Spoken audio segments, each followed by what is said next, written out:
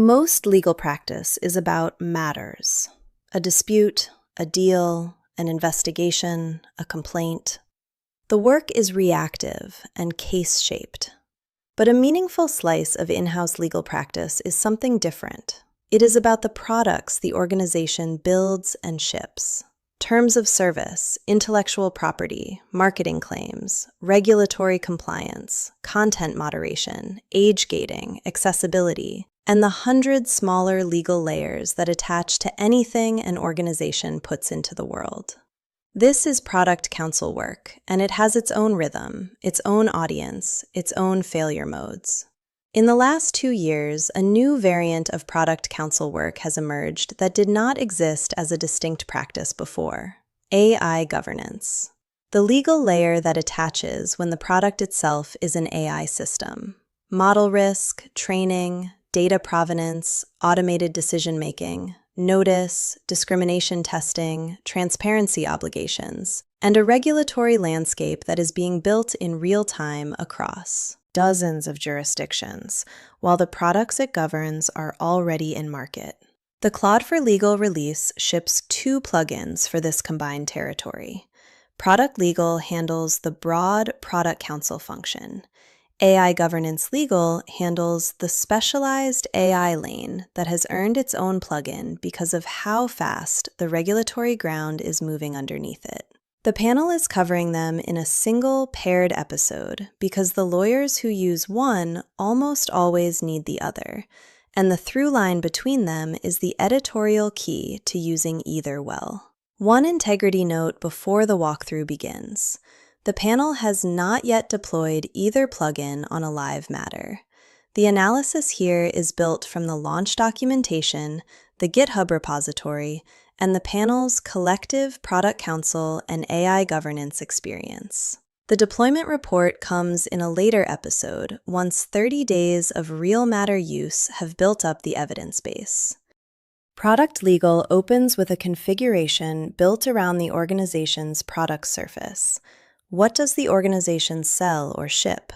What channels does it sell through? What jurisdictions does it reach? What's the regulatory overlay that applies to its category?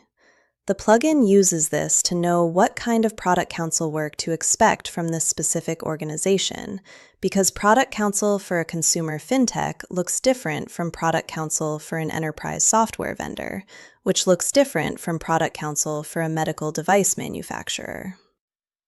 AI Governance Legal opens with a different kind of configuration. It asks about the AI systems the organization builds or deploys. What models? What training data? What decisions they make? Who they make decisions about? What regulatory regimes apply? What's the organization's current governance posture, and what is it trying to be?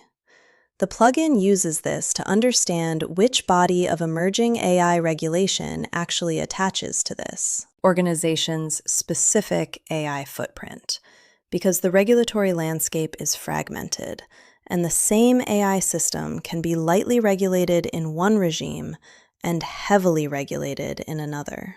The pairing matters because the same product counsel often ends up running both configurations. The organization ships a product. The product has an AI feature. Product Legal covers the product layer. AI Governance Legal covers the AI layer that sits inside the product. The 2 plugins read each other's matter files, which means an analysis that starts in one plugin can flow into the other without the counsel reconstructing context. Each plugin has 4 named workflows. The panel covers them in pairs across the next 4 slides, because the workflows that match between the 2 plugins reveal the through line that makes them a single editorial topic. Product Legal: Terms and policy maintenance, product launch review, marketing claims substantiation, regulatory filing support. AI Governance Legal: AI risk classification, training data and model documentation, automated decision, notice and explanation, governance audit and reporting. The pairs that matter most: Terms and policy work in product legal corresponds to automated decision notice work in AI governance because both produce the public-facing documents that disclose what the organization does and how. Product launch review in product legal corresponds to AI risk classification because both happen before the product ships and both determine what legal layers attach to the launch. Marketing claims substantiation corresponds to model documentation because both turn on the question of whether what the organization says about its product is defensible against the evidence the organization has. Regulatory filing support corresponds to governance audit and reporting because both are the documentation outputs that go to regulators when regulators come asking. The 4 pairs cover the life cycle of getting a product to market and keeping it there, with the AI dimensions running in parallel. The first pair is the workflow that produces the public-facing documents: terms of service, privacy policies, cookie notices, content guidelines, accessibility statements, and on the AI side, the disclosures about automated decision-making, the model cards, the data source statements, and the explanations of how the system works in language a regulator and a user can both understand. Both workflows do the same fundamental job. They keep the organization's public commitments aligned with the organization's actual practice across jurisdictions as both the practice and the law change. The plugins read the existing documents, monitor the relevant regulatory regimes, identify where the documents are out of compliance or out of date, and produce a prioritized update list. The product counsel decides what to update, and the plugins draft the revisions. The gain is the same shift the Claude for Legal release keeps producing across every plugin. The work moves from reactive to continuous. The public documents stay current as both the practice and the law change. The counsel's attention concentrates on the policy decisions that require judgment, rather than the mechanical work of tracking which regime moved what. The gaps come from the parts of the public document that encode business decisions rather than legal requirements. How aggressively to assert intellectual property. How much to commit to in automated decision-making transparency. How to balance regulator-facing disclosure against competitive sensitivity. The plugins keep the legal framework current. The business judgment dimensions remain with counsel and the product team. The second pair is the workflow that runs before the product ships. Product launch review is the systematic legal review of a new product or feature against every applicable regulatory regime, marketing requirement, accessibility standard, and intellectual property risk. AI risk classification is the systematic determination of where a specific AI system sits on the regulatory risk axis under the relevant frameworks, which determines what additional obligations attach before launch. Both workflows produce a structured pre-launch artifact. For product launch review, it is a launch readiness assessment that names the gaps that need closing before ship.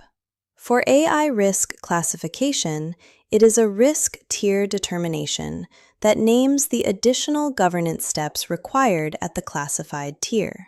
The gain on both sides is the same. Pre-launch legal review moves from a constraint exercise to a design input. The product team gets the legal picture early enough to shape the product around it, rather than getting a list of things to fix at the last minute. The launches that result are defensible by design, rather than retrofitted into defensibility. The gaps on both sides involve novelty. New product categories where the regulatory landscape is genuinely unsettled. New AI capabilities where the risk classification framework was written for a different kind of system than the one being launched. The plugins handle the established cases well. The cases at the frontier require counsel's judgment about how to argue the classification when reasonable people would disagree. The third pair is about what an organization can say about its own product and what evidence it has that those statements are defensible. Marketing claims substantiation is the workflow that runs whenever the marketing team wants to make a performance claim, a comparative claim, or a testimonial claim. Model documentation is the workflow that runs continuously, producing the model cards, training documentation, performance reports, and bias testing results that constitute the evidentiary record for the AI system. Both workflows turn on the same legal question. Can the organization defend what it has said about its product against scrutiny? For marketing, the scrutiny comes from regulators, competitors, and consumer protection plaintiffs. For AI models, the scrutiny comes from regulators, researchers, plaintiffs in automated decision discrimination cases, and the public when the model produces an output that draws attention. The defensibility test is structurally the same in both cases. The plugins read the proposed claims or the model behavior, the evidence base supporting them, the applicable standards, and produce a substantiation analysis. Which claims are well supported? Which need additional evidence? Which should be modified or dropped? The counsel reviews the analysis and makes the strategic calls about what the organization can say. The gain is that substantiation becomes a continuous discipline rather than a fire drill. Marketing claims and model documentation both have a way of accumulating between formal reviews, and the formal reviews are usually triggered by someone outside the organization asking hard questions. The plugins make ongoing substantiation feasible, which means the organization is ready for the hard questions before the hard questions arrive. The gaps involve the claims and the model behaviors that turn on judgment about what is material. Whether a marketing claim is technically defensible but misleading in context. Whether a model behavior is acceptable variance or a problem. These are not plugin questions. They are practitioner questions, and the plugin's role is to surface them clearly enough for the practitioner to engage them. The fourth pair is about what the organization can show when regulators come asking. Regulatory filing support is the workflow that produces the documentation submitted in response to regulator inquiries, license applications, and periodic filings. Governance, audit, and reporting is the workflow that produces the documentation showing the organization's AI governance program is operating as designed, which is what gets submitted in regulatory audits, in supervisory examinations, and in the increasing range of AI-specific reporting obligations now coming into force. The plugins read the underlying record, the applicable reporting requirements, the prior filings, and produce a structured filing draft. For regulatory filing support, that is a response document or an application package. For governance, audit, and reporting, that is the governance report draft that demonstrates compliance with the applicable framework. The gain is consistency across submissions. Organizations file many regulatory submissions to many regulators, and the submissions are easier to defend when they tell a consistent story about how the organization operates. The plugins make that consistency feasible. The counsel makes the strategic calls about what to disclose, how to frame, and where the regulator's interest is likely to focus. The gaps come from submissions that are politically sensitive or strategically consequential. The high-stakes filings still require senior counsel's attention to the specific regulator, the specific regulatory moment, the politics of the matter, and the second-order effects of any particular framing choice. The plugin handles the documentation. The strategy still requires the senior practitioner. I know what you are thinking. You are thinking that governance is just a fashionable name for compliance, and that AI governance is product counsel work in a new costume, and that pairing these two plugins is the plugins covering the same territory twice. The panel takes the concerns seriously because the regulatory marketing around AI governance has earned the skepticism. But the panel's view from the substance is that the pairing is real and the distinction matters. The pairing reveals a structural feature of product counsel work that has been true for a long time and is now being forced into the open by AI governance. Product counsel operates at the intersection of two registers. One register is rule following. Where are the bright lines? What does the law require? What does the policy mandate? The second register is risk bearing.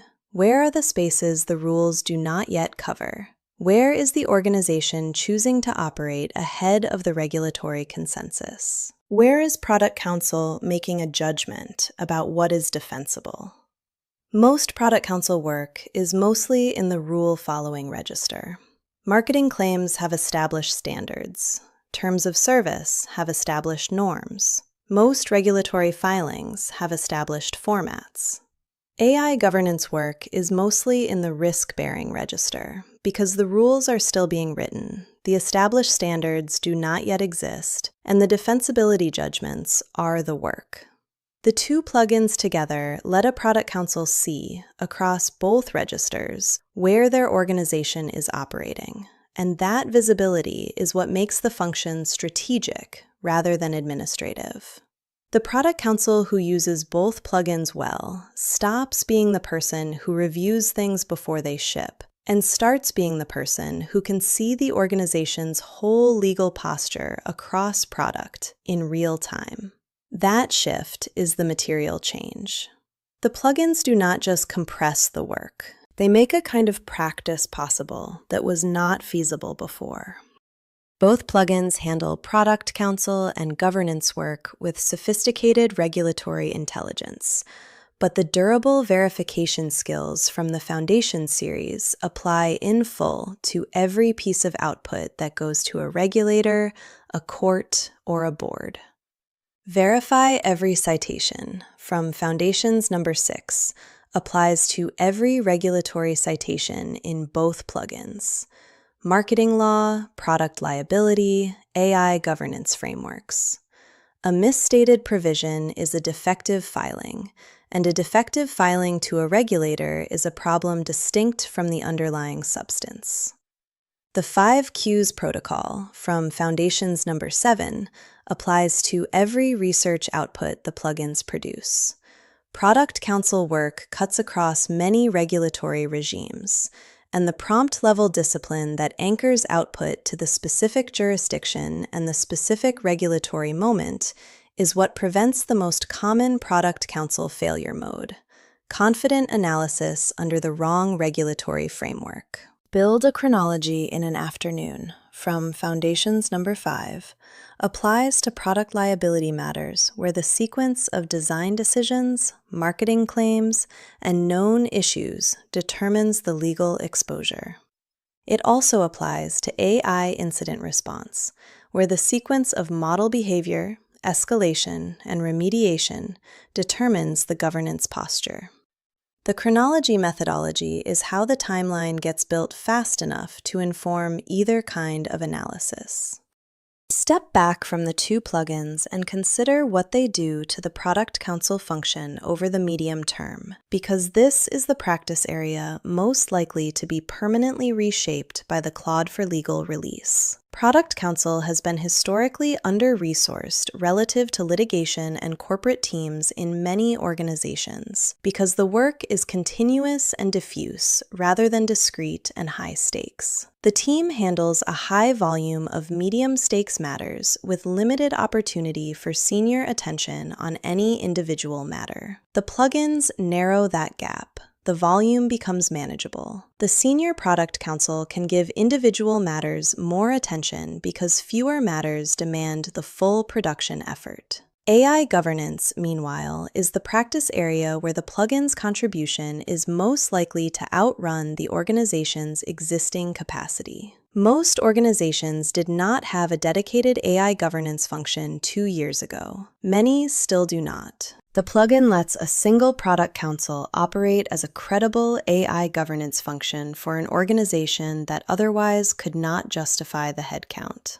This makes AI governance accessible to mid-sized organizations in a way that it was not before, which means the regulatory expectation that organizations have AI governance is now consistent with the practical possibility of running one.